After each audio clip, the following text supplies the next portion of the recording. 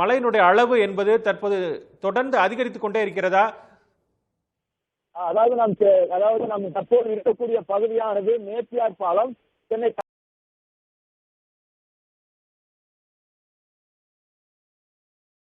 பகுதியில் தீவுத்திடல் திறந்தவெளி பகுதியாக இருக்கிறது. அதே போன்று பல்லவன் இல்லம், அங்கு மரங்கள் விழுந்ததை நாம் நேரடியான காட்சியின் மூலம் சற்று நேரத்துக்கு முன்பு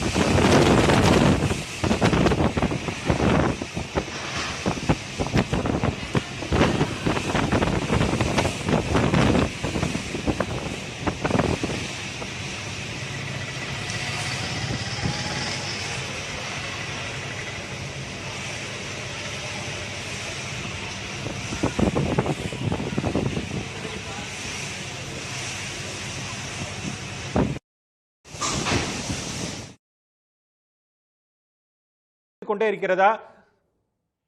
அதாவது நாம் தற்போது இருக்கக்கூடிய பகுதியானது நேப்பியார் பாலம், சென்னை தலைமைச் செயலகம் செல்லக்கூடிய அந்த காமராஜர் சாலை முழுவதும், அதாவது இடதுபுறம் அதிக அளவில் மரத்தை பார்க்க முடியும். இந்த பகுதியில் தீவுத்திடல் திறந்தவெளி பகுதியாக இருக்கிறது. அதே போன்று பல்லவன் இல்லம், அங்கு மரங்கள் விழுந்ததை நாம் நேரடியான காட்சியின் மூலம் சற்று நேரத்துக்கு முன்பாக காட்டினோம். இப்ப நீங்க நேரடியாக பார்த்து கொண்டிருக்கிறது காமராஜர் சாலை. இந்த பகுதியில் இருக்கக்கூடிய மரங்கள் அனைத்துமே அந்த கிளைகள் ஒடிந்து விழுந்து கிடப்பதை பார்க்க முடியும். ஒரு சில இடங்களில் மரம் வேரோடு சாய்ந்து கிடக்கிறது. அங்கு இருக்கக்கூடிய தடுப்புகள் அதிக விழுந்து கிடக்கின்றன. முக்கியமாக சொல்ல வேண்டும் என்றால் தற்பொழுது காற்றின் வேகம் செல்ல செல்ல அதிகரித்துக் கொண்டே இருக்கிறது. இதன் காரணமாக இந்த பகுதி முழுவதும் யாருமே செல்ல முடியாத அளவுக்கு போக்குவரத்தை முற்றிலுமாக நிறுத்தியிருக்கிறார்கள். பொதுமக்கள் யாரும் வெளியே வர வேண்டாம் என தெரிவிக்கப்பட்டிருக்கிறது. நேப்பியர் பாலம் மட்டுமல்லாது சேப்பாக்கம், திருவல்லிக்கேணி, அதே போன்று ஐசோஸ், பட்டினப்பாக்கம் என இந்த பகுதியில் இருக்கக்கூடிய முற்றிலுமாக போக்குவரத்தானது நிறுத்தப்பட்டிருக்கிறது. செல்லக்கூடிய வாகனத்தையும் நிறுத்தியிருக்கிறார்கள். ஏனென்றால் காற்று செல்ல செல்ல அதிகரித்துக் கொண்டே இருக்கிறது. மீட்பு பணியினர் அந்த பகுதியில் இருக்கக்கூடிய மரத்தை அப்புறப்படுத்தக்கூட. அன்பு, தற்போது நீங்க எந்த பகுதியில் இருக்கீங்க? இப்ப அந்த காட்சியில எல்லாம் பார்த்துட்டு இருக்கோம். நீங்க எந்த பகுதியில் இருக்கீங்க?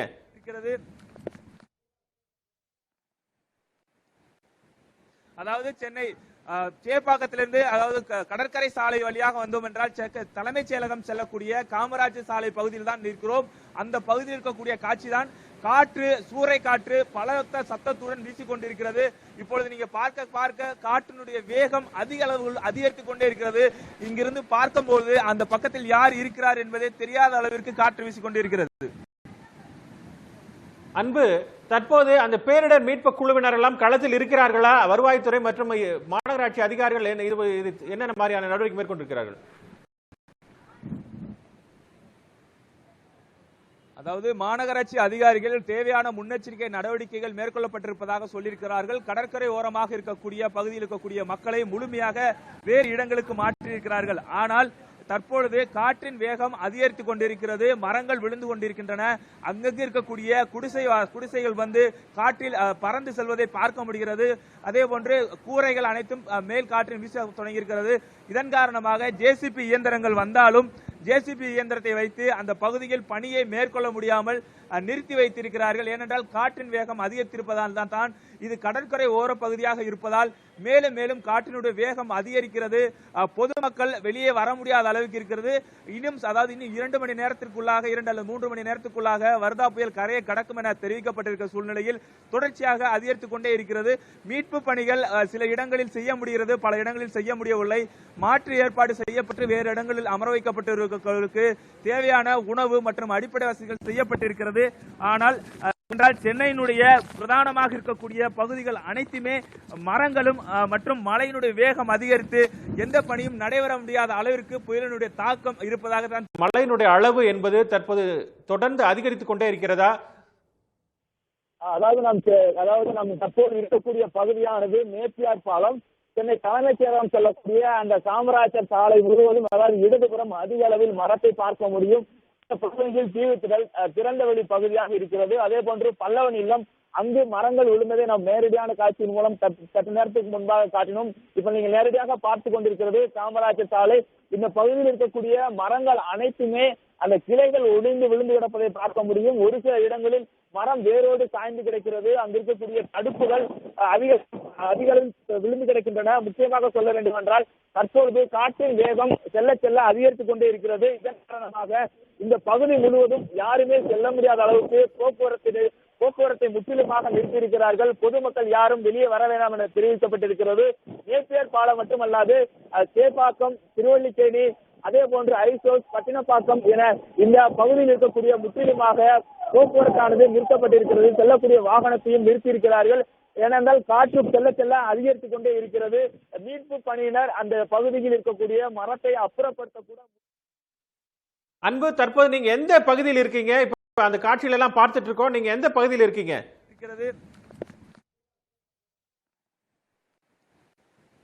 அதாவது சென்னை சேப்பாக்கத்திலிருந்து, அதாவது கடற்கரை சாலை வழியாக வந்தோம் என்றால் தலைமைச் செயலகம் செல்லக்கூடிய காமராஜர் சாலை பகுதியில் தான் நிற்கிறோம். அந்த பகுதியில் இருக்கக்கூடிய காட்சி தான். காற்று, சூறை காற்று பலத்த சத்தத்துடன் வீசிக்கொண்டிருக்கிறது. இப்பொழுது நீங்க பார்க்க காற்றினுடைய வேகம் அதிக அளவில் அதிகரித்துக் கொண்டே இருக்கிறது. இங்கிருந்து பார்க்கும்போது அந்த பக்கத்தில் யார் இருக்கிறார் என்பதே தெரியாத அளவிற்கு காற்று வீசிக்கொண்டிருக்கிறது. அன்பு, தற்போது அந்த பேரிடர் மீட்பு குழுவினர் எல்லாம் களத்தில் இருக்கிறார்களா? வருவாய்த்துறை மற்றும் மாநகராட்சி அதிகாரிகள் என்னென்ன மாதிரியான நடவடிக்கை மேற்கொண்டிருக்கிறார்கள்?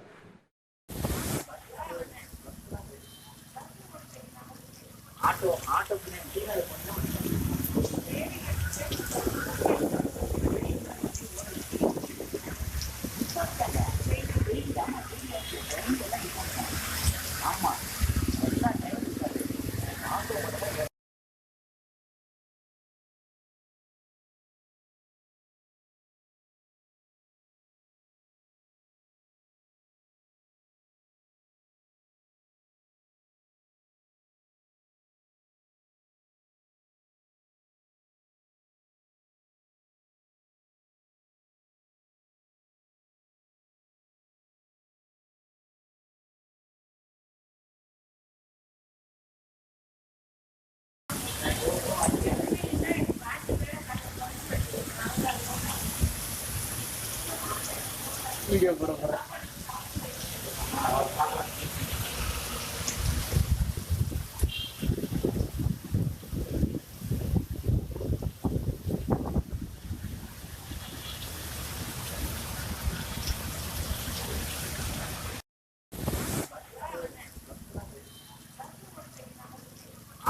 ஆட்டோ